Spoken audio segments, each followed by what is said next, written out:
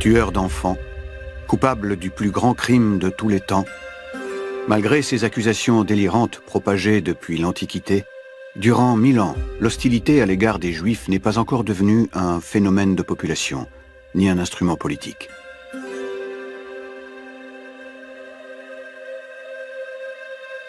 Les massacres perpétrés au temps des croisades vont constituer la première grande vague de violence meurtrière contre les communautés juives d'Europe.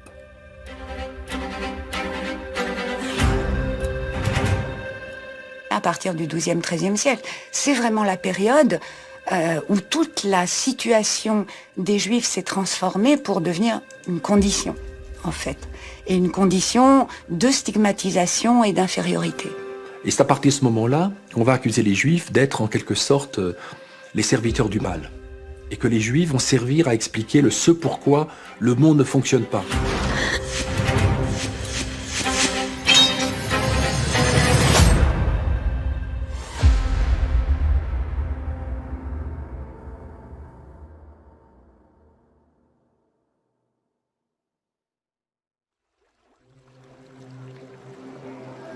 À partir du XIe siècle, la chrétienté occidentale cherche à multiplier les conversions. Mais surtout, l'Église veut imprégner l'espace public. Elle va profondément transformer le paysage. À partir du XIIe, XIIIe siècle, le christianisme s'est fortement étendu. Il y a eu un maillage complet de l'Europe latine, avec la construction des églises, des abbayes.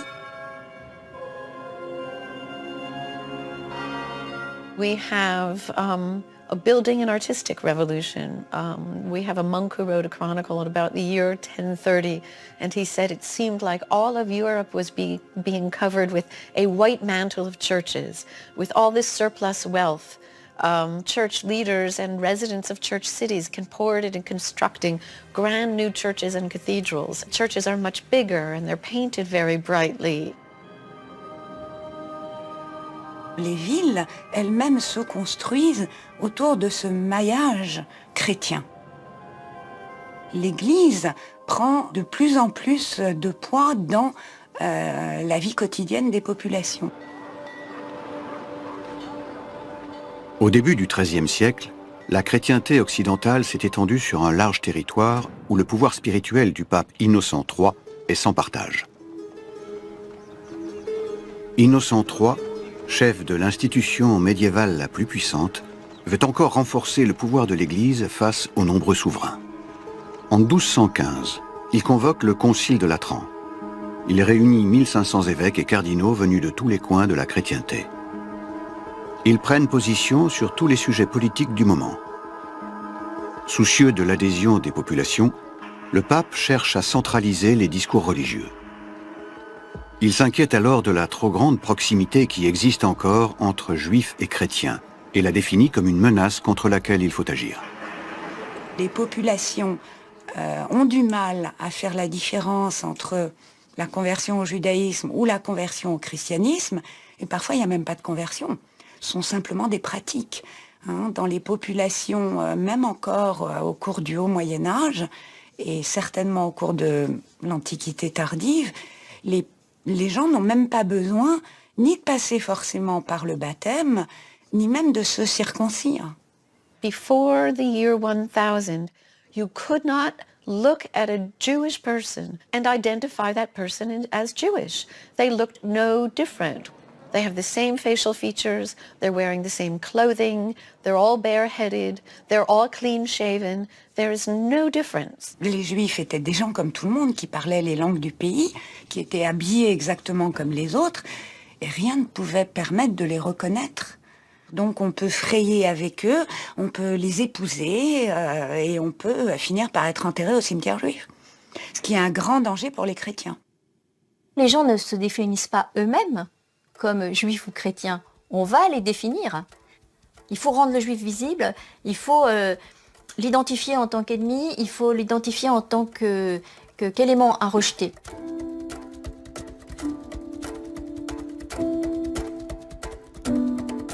La distinction entre juifs et chrétiens n'existe pas dans la réalité. Mais le christianisme va réussir à la construire. is all of a sudden you start seeing visual devices, what we call iconographical devices, symbols for representing Jews. You start gradually to see Jews singled out as visually distinctive in Christian art. Dans un premier temps, on les coiffe de chapeaux pointus. Puis leur taille diminue et leur teint s'assombrit. One of the symbols that many people nowadays think is eternal, and sometimes they even think it's natural and understandable, is the so-called Jewish nose, the hooked nose or the bumped nose. Before about the year 1160, no one anywhere associated Jews with any kind of nose. One of the projects I set myself is to try to understand when and where was this idea born. What I find here in Paris at the Louvre, on the top of a small box, which was maybe a reliquary holder, and the image is Jesus being nailed to the cross. And you see a Jew with the big hooked nose is looking the wrong way, meaning he's looking away from Christ, not at Christ.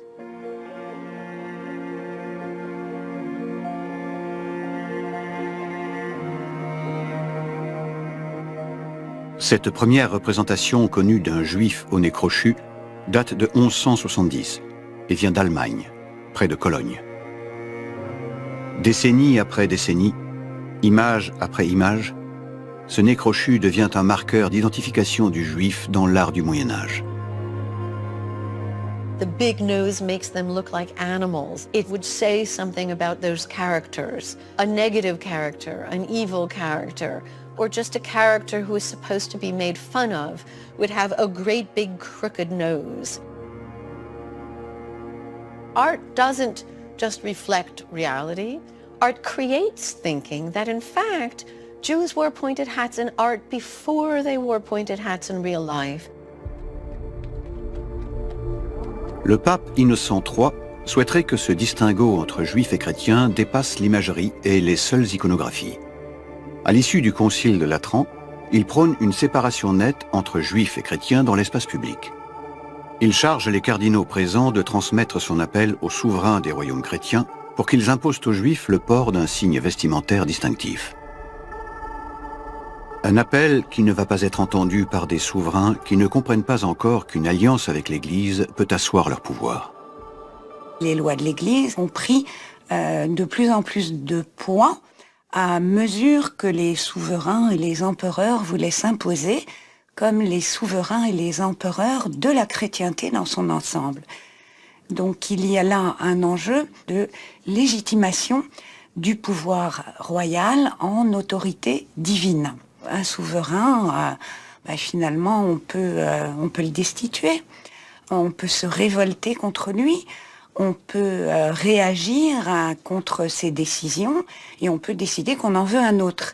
Mais à partir du moment où le pouvoir royal incarne la parole divine, on ne peut pas se rebeller contre Dieu. 1249, Paris. Dans cette logique d'alliance des pouvoirs, le roi de France, Louis IX, dit Saint Louis, est le premier roi chrétien à répondre aux attentes du pape Innocent III. Concernant les Juifs, il va accéder à une de ses demandes. Saisir et brûler tous les exemplaires d'un livre qui rassemble des débats entre rabbins sur la Bible, le Talmud. Le livre est accusé de dénigrer Jésus-Christ et la religion chrétienne. Il inciterait les Juifs à pratiquer des sacrifices humains. Pour trancher la question, le roi Saint-Louis organise un débat public entre Juifs et chrétiens qui sera appelé la dispute de Paris. Les Juifs sont représentés par le rabbin de Paris, Yeriel. Son adversaire, Nicolas Donin, est un ancien élève du rabbin converti au christianisme. Yeriel a laissé un compte-rendu de l'événement. Il parle de Jésus en disant qu'il est condamné à bouillir en enfer.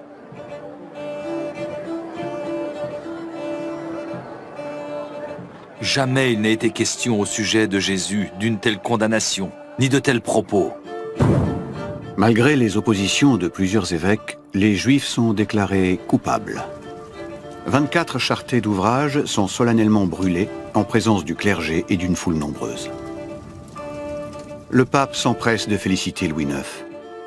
L'objectif d'affirmer dans un même temps le pouvoir religieux et le pouvoir royal est atteint.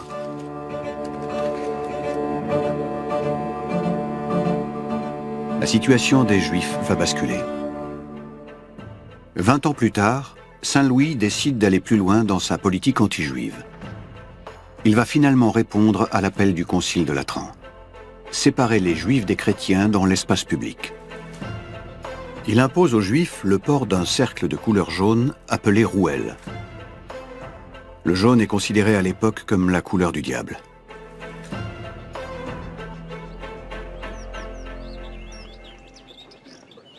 En France, c'est à Narbonne que se trouve le plus grand nombre de Juifs. L'un d'entre eux, Mir ben Siméon, écrit une lettre à Saint Louis. Notre Seigneur le roi s'est transformé à notre égard et a promulgué à l'encontre de notre peuple des décrets et des ordonnances injustes. Respectez la fidélité et la loyauté qu'observaient vos ancêtres envers nous depuis l'époque de Charlemagne. Une transformation nette s'est opérée dans les relations des Juifs et des chrétiens. La possibilité d'une vie,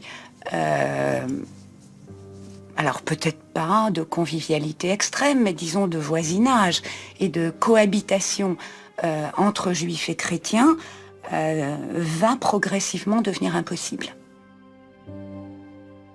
La politique anti-juive de Louis IX est imitée par d'autres pays de la chrétienté. La rouelle, également en Italie, le chapeau conique en Allemagne et 2 bandes blanches en Angleterre. Des politiques de rassemblement se mettent en place. Les Juifs sont de plus en plus contraints à vivre dans des quartiers séparés et clos. C'est une préfiguration des futurs ghettos. Ils n'ont plus le droit d'accéder à la propriété terrienne, ni de posséder des armes. Dans de nombreux royaumes d'Europe, la plupart des métiers leur sont interdits. Parmi les rares que les Juifs ont encore le droit d'exercer, on trouve ceux de prêteurs d'argent et de collecteurs de taxes. Des métiers impopulaires et souvent interdits aux chrétiens car considérés comme impurs. Les Juifs constituent une minorité qui est en quelque sorte l'intermédiaire entre les possédants et les réprouvés, entre les dominants et les dominés. C'est-à-dire ils exercent un certain nombre de fonctions que les princes ne veulent pas donner à la populace. Et donc, ils sont très utiles. What power is essentially doing is it's creating a kind of subject class, slaves. The Jews are legally slaves, and having them carry out roles that become despised in society, but that increase the power of kings. L'Angleterre est parmi les premiers territoires où les Juifs sont dévolus à ce type de fonction. In England, few hundred Jews that are active in royal money lending and tax collecting. But that activity, which only lasts for about 200 years, creates a way of thinking about Judaism that lives on for centuries.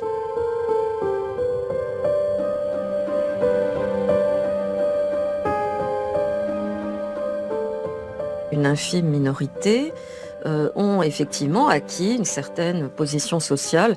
Et donc, du fait de la publicité qui a été faite à cela, eh bien, les Juifs ont été accusés de pratiquer une forme d'accaparement des richesses et d'avoir donc un rapport maladif avec l'argent. La plus ancienne caricature anti-juive figure sur un reçu d'impôt émis par les coffres royaux d'Angleterre en 1233. Un gribouillage qui représente Moïse Mekele, un prêteur d'argent, et sa fiancée Abigail. C'est à cette époque que l'association Juif-Argent se cristallise.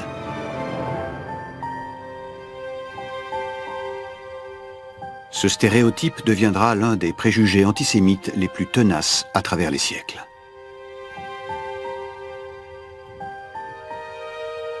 It also creates an enormous amount of resentment against Jews as a group that is seen to be the leeches or bloodsuckers of princes. And so you start to see new forms of popular violence by attacking the Jews. En 1190, dans la ville de York, au nord de l'Angleterre, la colère monte au sein de la population. On reproche à la couronne de lever trop d'impôts et de fixer le prêt d'argent à des taux d'intérêt trop élevés. Le 16 mars, en l'absence du roi William parti aux croisades, la foule s'en prend aux Juifs et à leurs biens. Les victimes se réfugient dans une tour du château royal.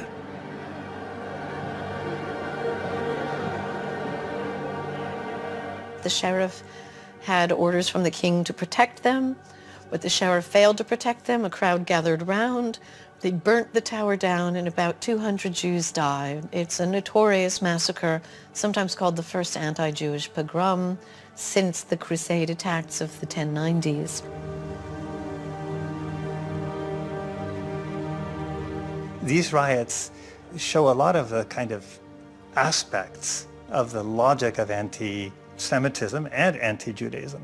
This is very common in many societies in which you treat the Jews as agents of power and attack them instead of power itself as a form of protest against power.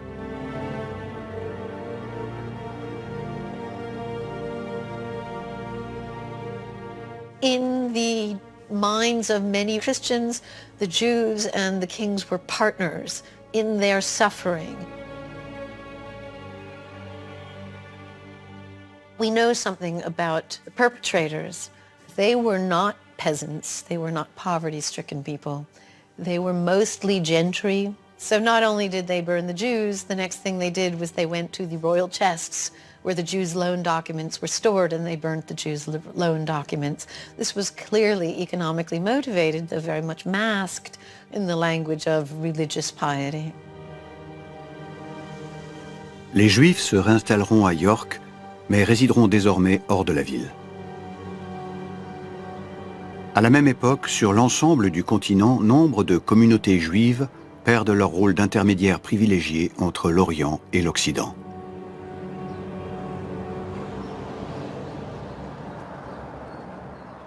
Les chrétiens sont en Terre Sainte, ils ont été jusque-là. Ils ont des places fortes absolument partout. Le côté utile commercialement s'entend des Juifs, on le voit de moins en moins. Les Juifs qui sont utiles deviennent presque superflus et presque inutiles. On n'en a plus besoin, puisque finalement les fonctions qu'on a dévolues, que les princes ont dévolues aux Juifs, vont être occupées finalement par des natifs, des Italiens, des Flamands et puis des bourgeois français, etc. Ce qui fait qu'ils ne sont même plus une source d'approvisionnement financier.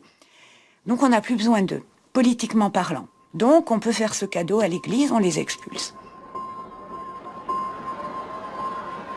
En 1290, les Juifs sont chassés du royaume d'Angleterre. Ce décret d'expulsion sera imité sur le reste du continent. En l'espace de quelques décennies, ils seront officiellement expulsés du royaume de France et de villes allemandes. Dépouillés de leurs biens, une centaine de milliers de Juifs français sont jetés sur les routes. Ils seront en Espagne, aux Pays-Bas ou dans l'est du continent. Pendant 4 siècles, ils seront quasiment absents de la majeure partie de l'Europe. Difficile de savoir quelle partie de ces royaumes est complètement vidée de ces Juifs. Il en subsistera quelques milliers dans certaines régions de France.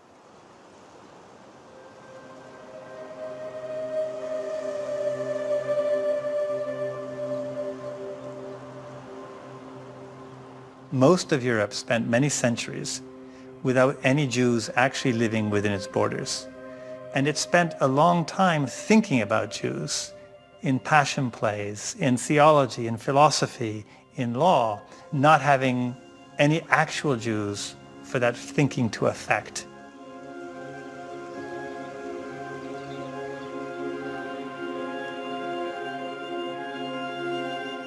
Cent ans après l'expulsion des Juifs de France, le peintre Canavesio est chargé de décorer la chapelle Notre-Dame des Fontaines au cœur d'une vallée montagneuse des Alpes-Maritimes.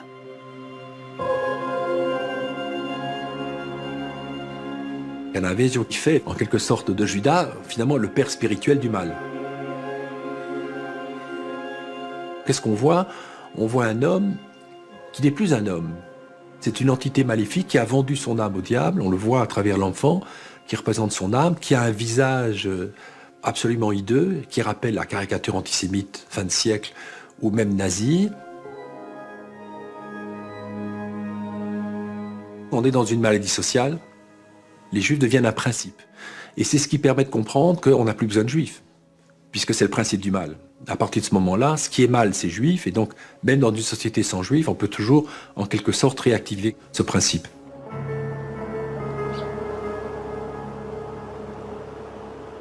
Il faut se rappeler qu'au cours du Moyen-Âge, les gens savaient peu lire. Les curés locaux faisaient jouer la population locale, donc les adultes et les enfants aussi, les scènes à la fois de la Passion du Christ et celles qui sont décrites dans les évangiles. Donc par exemple, le déicide, l'association des Juifs à l'argent, ce sont des choses que les gens ont jouées et se sont racontées pendant des siècles. Le soir à la veillée, le dimanche après la messe et pendant la célébration des fêtes.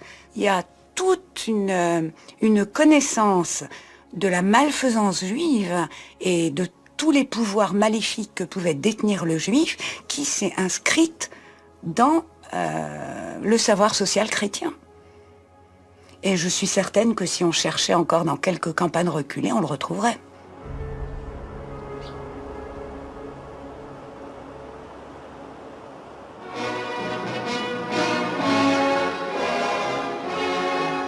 Dans un petit village de Bavière, à Oberammergau, les habitants jouent eux-mêmes les mystères de la Passion du Christ depuis 400 ans.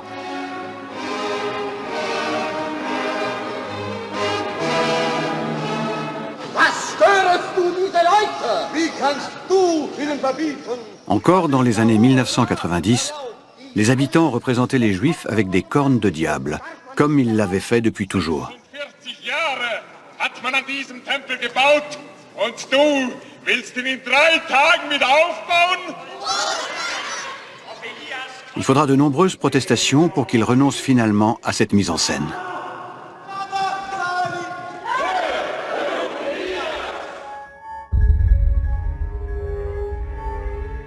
Dans l'Europe du XIVe siècle, l'absence des Juifs sur certains territoires renforce aussi la diabolisation d'autres populations. Toute société a besoin de boucs émissaires. C'est après l'expulsion des Juifs que va naître effectivement ce pic aussi totalement absurde qui sera la fameuse chasse aux sorcières.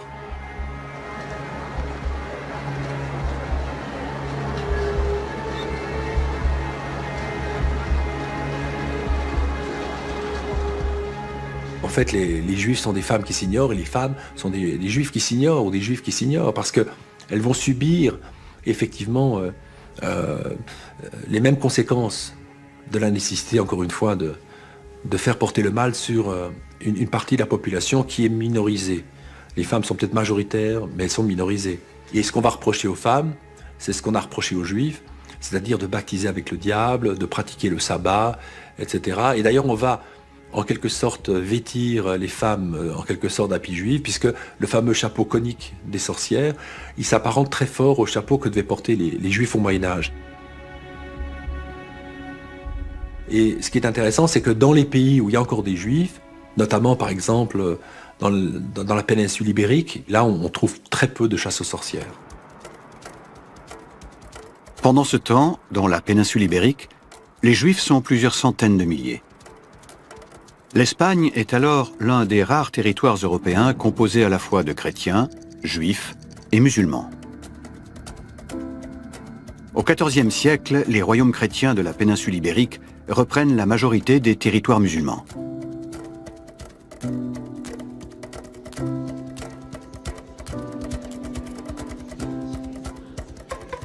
Les Juifs participent alors à transmettre les savoirs de l'Antiquité et du monde oriental.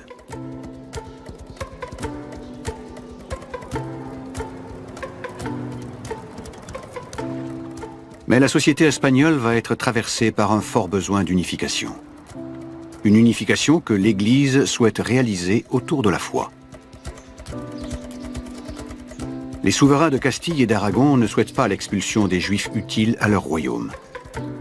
Mais pour répondre aux pressions populaires, Ils vont chercher à les faire disparaître sans les expulser, ni même les tuer. Vers cette fin du XIVe siècle, il y a ce sentiment venu d'en bas qu'il faut mettre fin à la coexistence, à la convivencia des différentes cultures religieuses et que est venu le temps de l'homogénéité.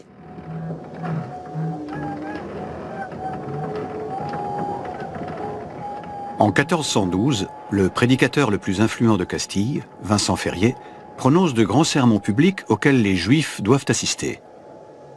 Il s'est donné pour mission de les convertir à la foi chrétienne. Il se montre d'autant plus persuasif que, dans ses discours, il dénonce les violences et les conversions de force qui ont accompagné une émeute à Séville 20 ans plus tôt. Cette émeute qu'ils provoquèrent contre les Juifs il y a quelques années déplut à Dieu. Il faut avoir pour eux d'autant plus de sympathie que Jésus-Christ était juif. Les apôtres qui ont conquis le monde ne portaient pas de lance.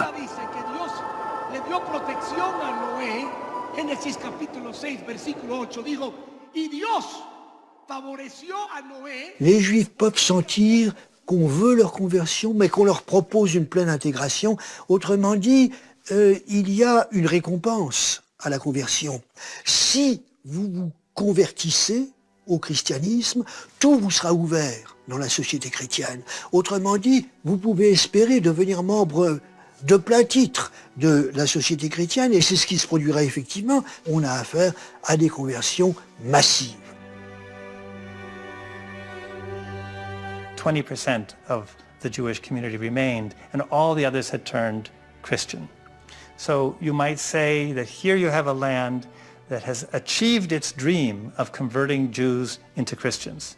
So now what does it do when that difference disappears, when the Jews have converted? Comme promis, les Juifs convertis s'épanouissent en tant que nouveaux chrétiens. En quelques décennies, certains accèdent à de hautes responsabilités dans tous les secteurs de la société. Il y a eu une success story, une intégration réelle de ces convertis, et c'est dans une large mesure cette success story qui va entraîner un retour de bâton. Jews are converting to Christianity, and some of those Jews are going directly into high positions in the church. And one went from being a rabbi to the Bishop of Burgos. And that bothered a lot of Christians because he was down there as a Jew, and all of a sudden he's up here above us. So we've got to think of some other way to marginalize him. At the very moment that Spain succeeds in converting its Jews, and that many of its converted Jews seek to become Christian, Spain refuses them the path to full Christianity by deciding that once a Jew, always to some degree a Jew, never a fully good Christian.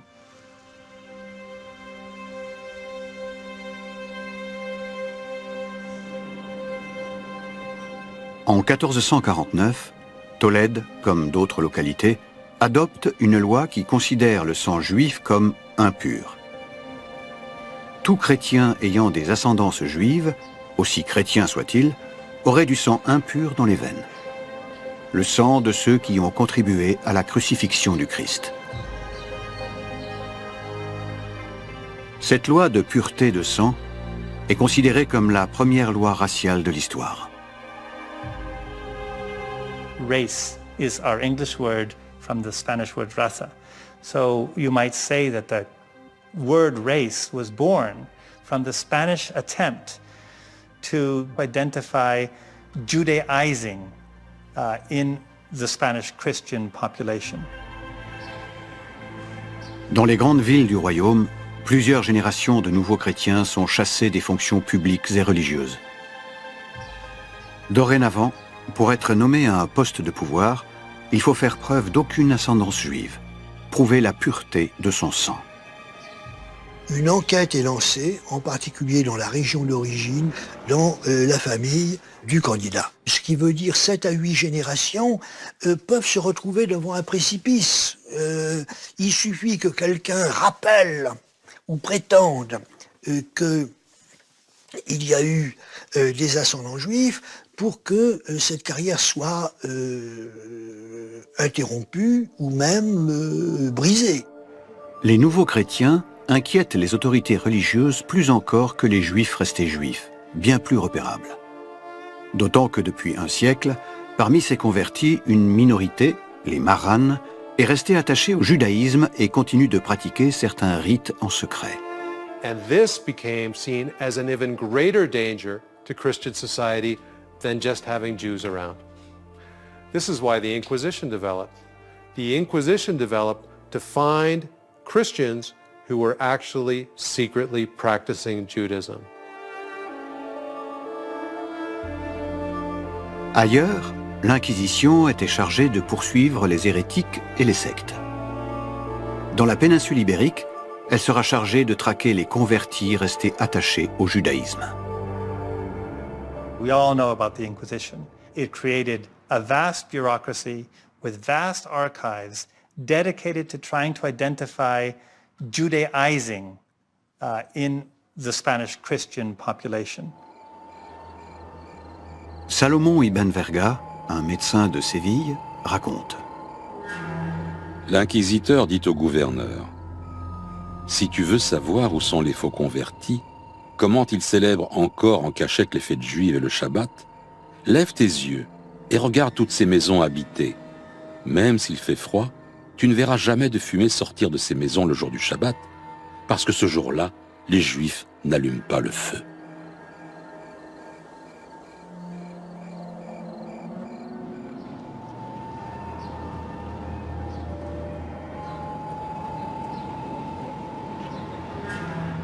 L'Inquisition installe le soupçon généralisé.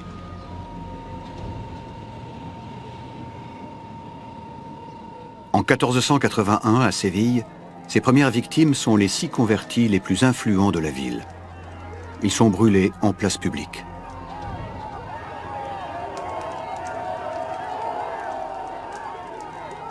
Dénonciation, aveux sous la torture, faux procès, bûchers. L'Inquisition fait des milliers de victimes.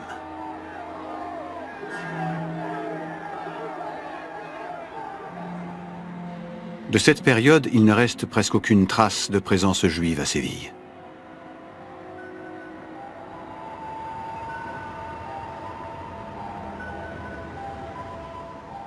Au début des années 2000, l'ancien cimetière juif de la ville a été retrouvé lors de la construction d'un parking. Mais impossible de connaître le sort réservé aux centaines de tombes découvertes. Sauf une.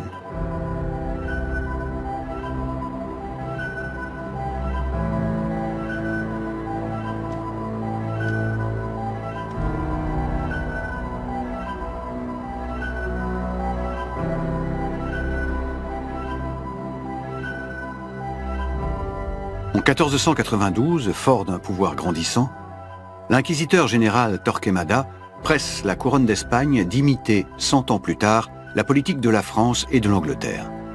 Expulser les Juifs. Les souverains, Ferdinand et Isabelle, apparemment, pendant longtemps, ont résisté face à la proposition de l'Inquisition. La prise de Grenade rebat les cartes.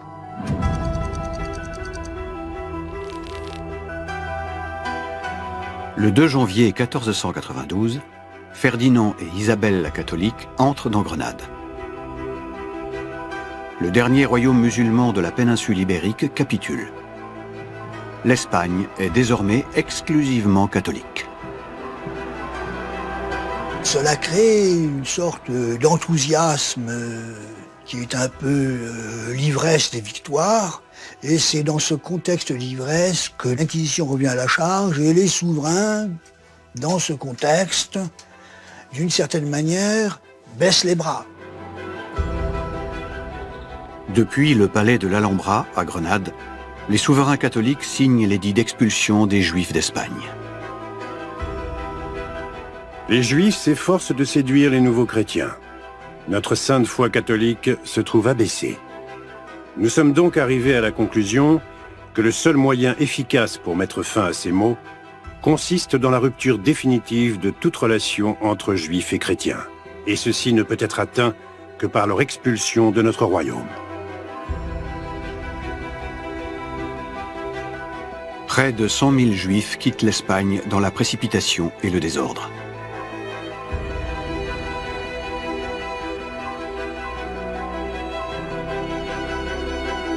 Salomon Ibn Verga, le jeune médecin de Séville, fait partie des expulsés. Les navires étaient infectés par une épouvantable peste. Les pauvres malades ne savaient que faire. Dans les ports italiens, les citadins ne les laissaient pas entrer.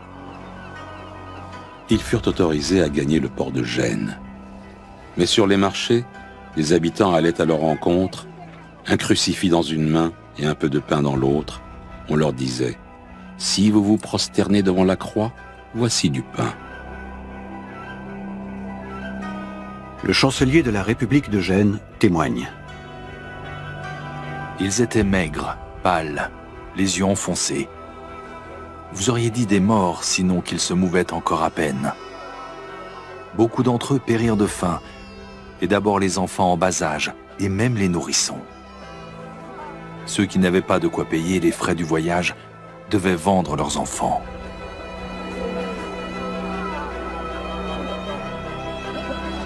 Salomon Ibn Verga se rend finalement au Portugal.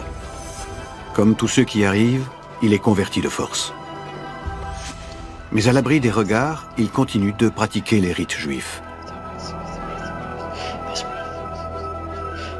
Cette culture marane sera préservée et transmise à travers les siècles dans le plus grand secret.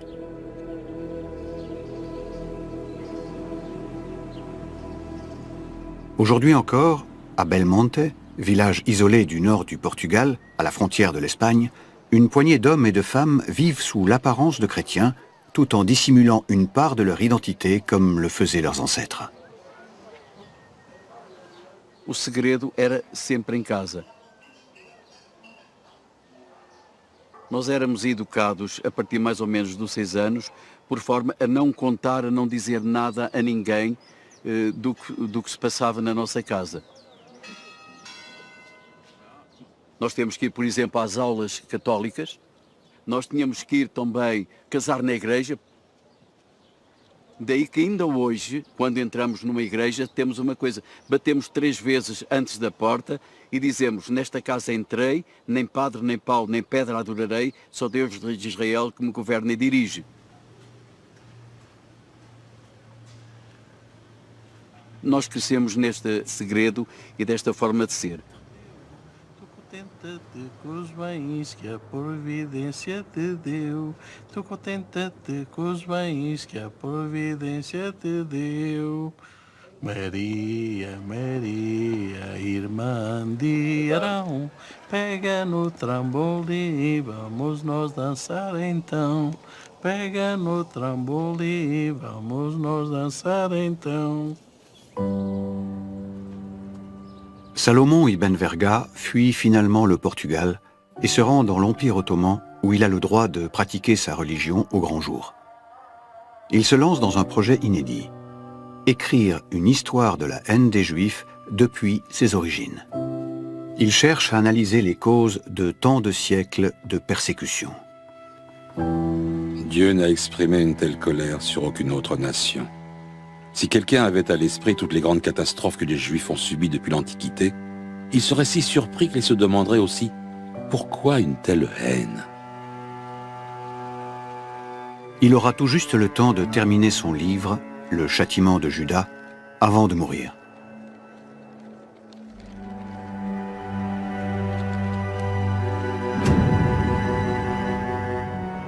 Comme lui, des milliers de convertis de force quittent le Portugal pour vivre à nouveau en tant que juifs. Beaucoup se rendent à Amsterdam, surnommée la Nouvelle Jérusalem, où existe un climat de tolérance sans pareil.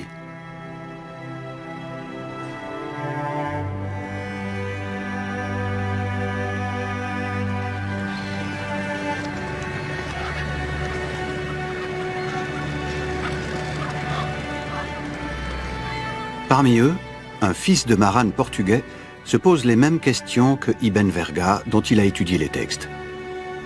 Le jeune philosophe Baruch Spinoza cherche lui aussi à comprendre comment et pourquoi l'identité juive survit à tant de siècles de persécution. La thèse de Spinoza, c'est que c'est la haine dont sont victimes les Juifs qui entretient leur existence. Ou en tout cas, leur existence est entretenue par la haine extérieure. Il est bien placé pour le savoir, parce que la famille de son père a fui le Portugal à l'extrême fin du XVIe siècle. Spinoza, donc, chercherait d'une certaine manière l'intégration des Juifs dans l'État libéral qu'il imagine. Trop audacieuse et iconoclaste pour l'époque, sa pensée rencontre peu de succès.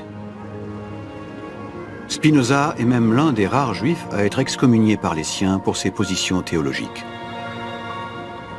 Ces idées finiront par marquer profondément la société moderne. Leur influence sur les philosophes français des Lumières jouera un rôle essentiel dans le sort des Juifs quelques centaines d'années plus tard.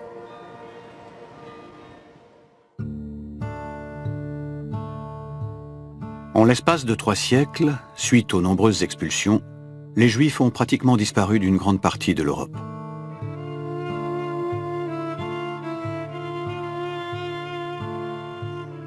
Beaucoup ont trouvé refuge dans le bassin méditerranéen, les États du Pape, le Maghreb et surtout dans l'Empire ottoman, qui choisit de les accueillir.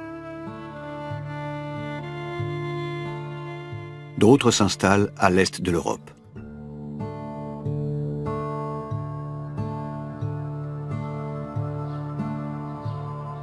In 1600, probably 90% of the Jews in Europe live in Poland. There was more opportunity for Jews in Poland than anywhere else in Europe at that time. Polish kings and nobles need them because they need merchants and they need also craftsmen.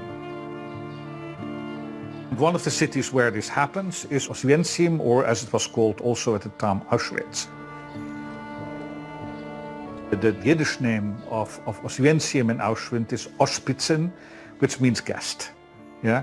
So it is kind of paradoxical and that in the before 1940, Oswiecim was known as a good place for Jews.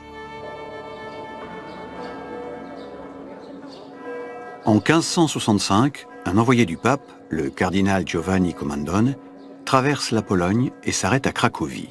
Il écrit: Dans ces régions, on rencontre des masses de Juifs qui ne sont pas méprisés ainsi qu'ils le sont ailleurs. Ils ne vivent pas dans l'abaissement, ils possèdent des terres, s'occupent du commerce, étudient la médecine et l'astronomie. Ils ne portent aucun signe distinctif et on leur permet même de porter des armes. Bref, ils disposent de tous les droits. A development which is incomparable to anything else you will see in Europe at the time. In some way, Poland in the 16th and 17th century is considered to be a paradise for Jews. Quite literally, it's called like that. Depuis leur château, à Cracovie, les rois accordent aux communautés juives des droits et des privilèges qu'ils n'avaient jamais obtenus ailleurs. De nouvelles traditions religieuses et culturelles émergent. Le yiddish, un dialecte allemand où fusionnent des éléments d'hébreu et de langue slave, est parlé par la majorité des juifs jusque dans les shtetl, ces villages juifs au cœur des campagnes tant peints par Chagall. La Pologne est désormais le centre mondial du judaïsme.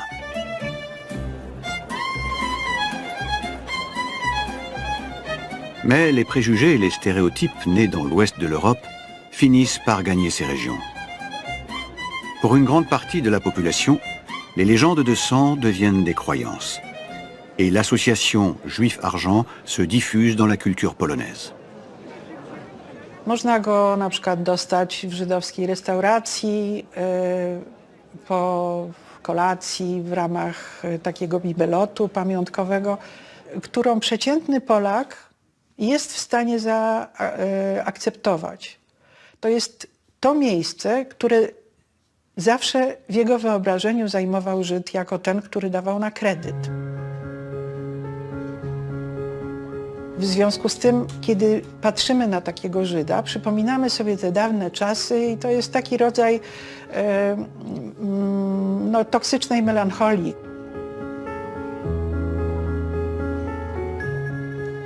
Au milieu du XVIIe siècle, une révolte populaire inaugure un cycle de violence. Les insurgés veulent s'en prendre aux aristocrates. Pourtant, ils massacrent d'abord les Juifs. Les Juifs de Pologne sont dorénavant pris pour cible.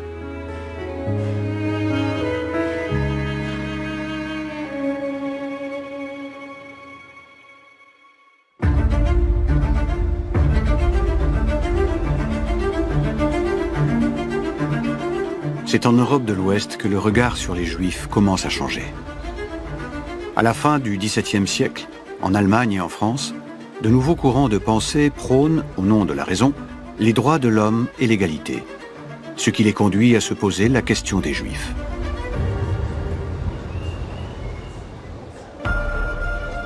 À Paris, les philosophes Rousseau ou Diderot débattent de l'émancipation des Juifs. Un sujet qu'ils ont parfois du mal à aborder en faisant abstraction de plusieurs siècles de préjugés solidement ancrés.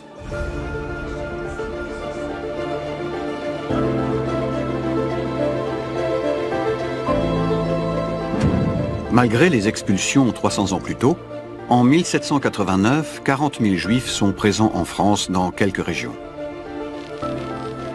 La grande majorité vit en Alsace et en Lorraine. Il ne faut jamais oublier que le royaume de France, avant la Révolution française, était en principe interdit aux Juifs, depuis Philippe le Bel, et que les Juifs y étaient admis, mais autorisation donnée par le roi et renouvelable à l'avènement de chaque nouveau monarque.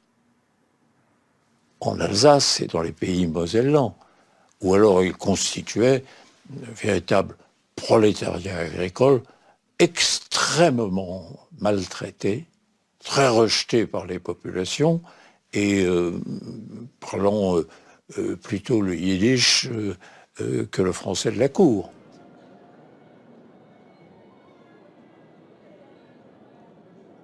Strasbourg était interdit aux Juifs. Ils devaient venir pour la journée, seulement pour la journée. Ils pointaient le matin et ils devaient repartir le soir. Tous les jours, sur la cathédrale de Strasbourg, une trompette sonnait à 7 heures pour rappeler aux Juifs présents dans Strasbourg qu'ils devaient quitter la ville. Bon, 2 ou 3 très, très riches Juifs, fournisseurs des armées du roi, avaient des autorisations de séjour, mais c'était exceptionnel. Il existe depuis le Moyen-Âge un décret qui dit que les non-chrétiens n'ont pas le droit de résider en France. Donc problème qui se posait à l'égard des Juifs puisqu'ils étaient là. Mais qu'est-ce qu'on en fait ?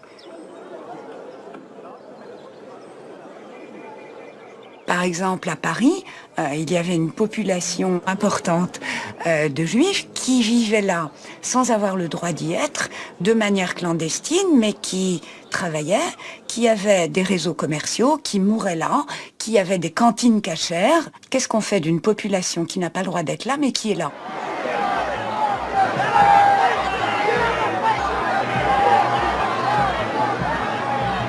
For many people who lived through the French Revolution was completely inexplicable. France seemed to be a stable society. The hierarchy of the various estates seemed to be permanent. The monarchy seemed to be well-founded. And suddenly everything changes.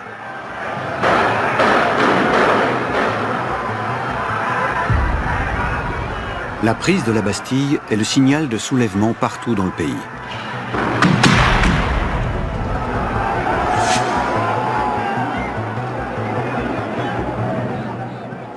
À Versailles, contre l'avis du roi, des députés s'érigent en assemblée représentante de la nation. Le 26 août 1789, elle adopte la Déclaration des droits de l'homme et du citoyen.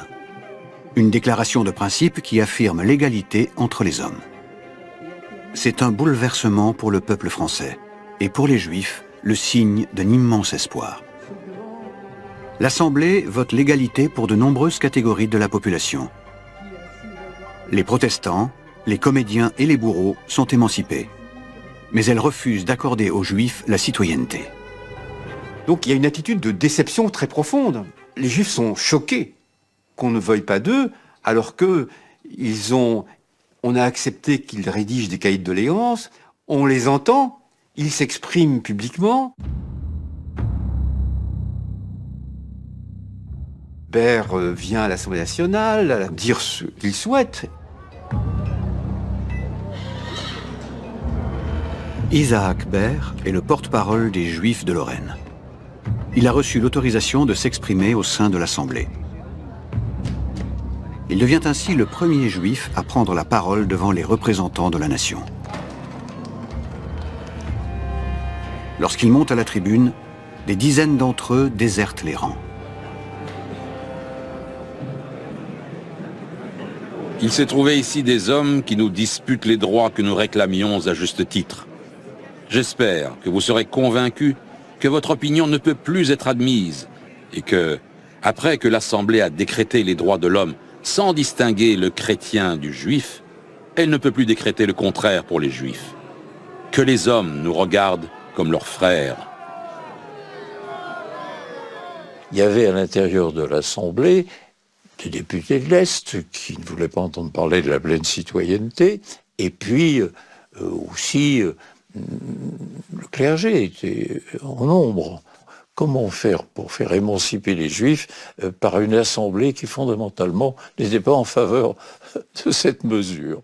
Le nombre de débats qui sont consacrés d'une manière ou d'une autre aux Juifs dépasse toute imagination. On en compte peut-être autour de 30 pendant la Révolution française. Or, les Juifs représentent 0, quelque chose % de la population française. Ce n'est rien, c'est 40 000 personnes sur 16 ou 18 millions de personnes. Mais de manière symbolique, cette question est importante. Parmi les partisans de l'émancipation des Juifs, on retrouve l'un des chefs de file de la Révolution, Maximilien Robespierre. Nous sommes à la fin, au dernier jour de la Constituante. C'est un peu Robespierre qui l'emporte. Un très beau discours, Robespierre dit « aucun problème, ils doivent être français comme nous tous ». On vous a dit sur les Juifs des choses infiniment exagérées et souvent contraires à l'histoire. On leur impute des vices, des préjugés, l'esprit de secte et d'intérêt. Mais à qui pouvons-nous les imputer si ce n'est à nos propres injustices? Après les avoir exclus de tous les honneurs, rendons-les au bonheur, à la patrie, à la vertu, en leur rendant la dignité d'homme et de citoyen. Le débat dépasse les murs de l'Assemblée. Les Juifs multiplient les pétitions et, dans les rues de Paris, on distribue en masse des journaux qui prennent leur défense.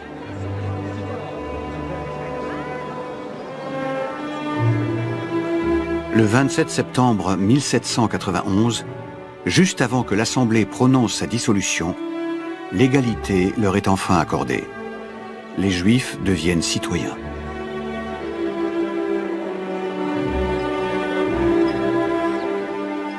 Et d'un seul coup, on fait table rase du passé. On abolit toutes les restrictions qui pesaient sur eux. On n'exige d'eux plus rien. Ils peuvent garder le Talmud, ils peuvent garder leur rituel, manger cachère. On ne leur demande plus rien. Ils sont citoyens français. Évidemment, c'est un tournant de l'histoire juive. Et ils entrent dans la nation avec reconnaissance, avec émotion. Pour la première fois en Europe, ils sont reconnus comme citoyens d'une grande nation avec le même accès à toutes les fonctions publiques que les autres citoyens. On ne mesure pas assez à quel point c'était saisissant. C'est pas qu'un juif puisse devenir juge, donc juger les chrétiens, qu'un juif puisse devenir militaire officier, donc commander à des chrétiens. C'est impensable. Ceci ne se voyait nulle part en Europe. C'est ça l'origine de l'axiome « heureux comme un juif en France ». Ça ne veut rien dire d'autre que heureux parce que comme tous les Français, il a droit à toutes les possibilités qui s'ouvrent à la citoyenneté. Il est comme les autres. Ce rêve juif était réalisé, mais réalisé en France, pas ailleurs. La Révolution a apporté l'espoir. À travers l'Europe, les Juifs se mettent à rêver d'égalité et d'une fin des discriminations. Mais des mouvements politiques et des courants pseudo-scientifiques vont nourrir de nouvelles formes d'hostilité à leur égard. Ils donneront naissance à un nouveau terme, revendiqué et assumé, l'antisémitisme.